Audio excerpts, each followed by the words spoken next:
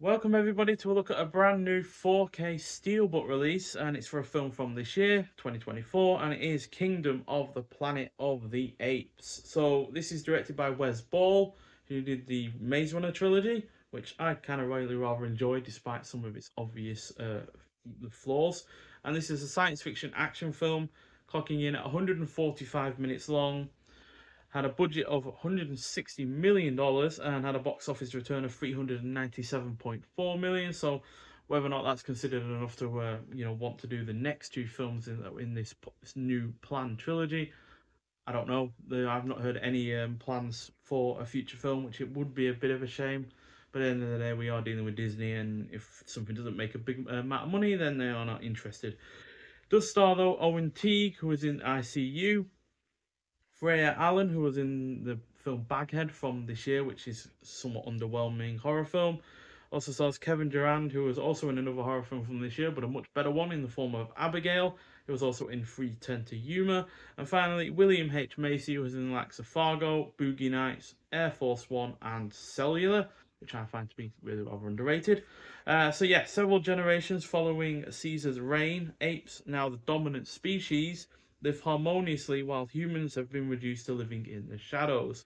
As a new tyrannical ape leader builds his empire, one young ape undertakes a harrowing journey that will cause him to question all he's known about the past and to make choices that will define a future for apes and humans alike. So, my expectations for this when I went to see it at the cinema a few months back were really rather quite split down the middle, considering I have enjoyed obviously the Maze Runner trilogy, like I've said, which gave me some hope that I would enjoy this. But it's also following on from one of my favourite trilogies of all time. So there was every chance that this would be a letdown. But thankfully, I am more than pleased to say that this was managed to be a predominantly joy from beginning to end, while being more than a worthy follow up to those prior three films.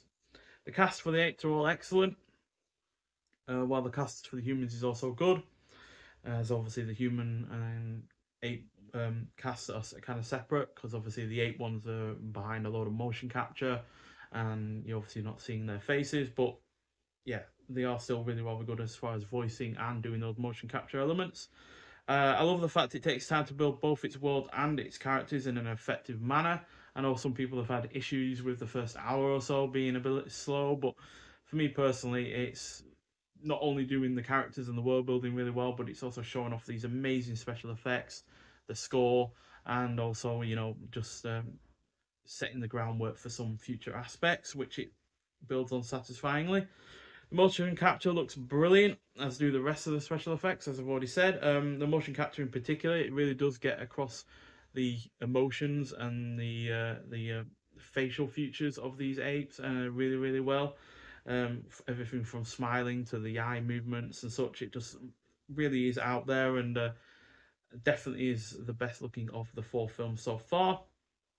It is engrossing throughout. The score is great. It is well shot. The plot is overall engrossing.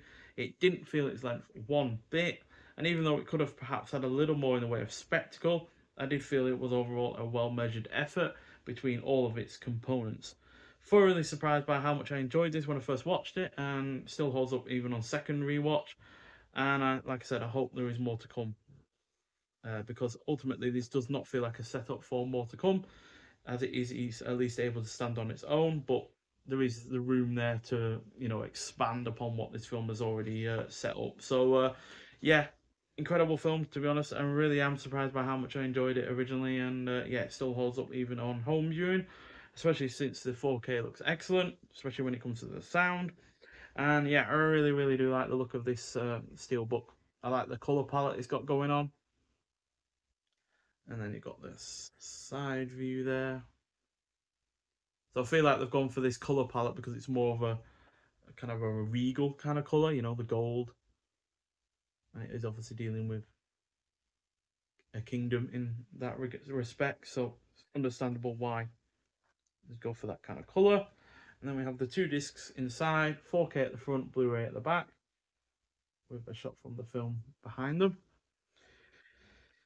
And in terms of extras on the disc, these are all the Blu-ray extras, by the way. There aren't any, I don't believe, on the 4K.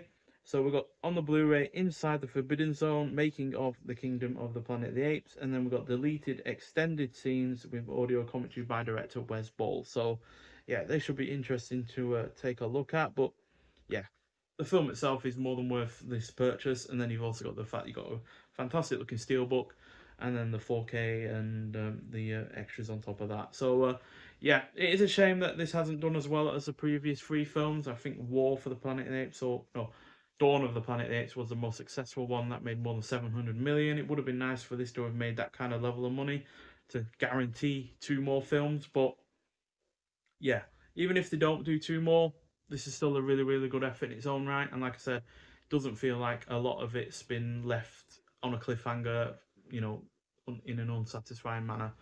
A couple of little elements there that could well be expanded further upon in future films, but I don't feel like the film has ended on an unsatisfying manner. Like, oh, I want to see what else is going to happen. Oh, what's going to happen to that character and such and such and such. I feel like it mostly ended in a reasonably satisfying manner. So yeah, get out there and get this if you haven't already, or at least rent it or something. I want as many people to see this as possible because it does seemingly have gone a little bit unnoticed in some respects, especially in comparison to some of the sequels this year.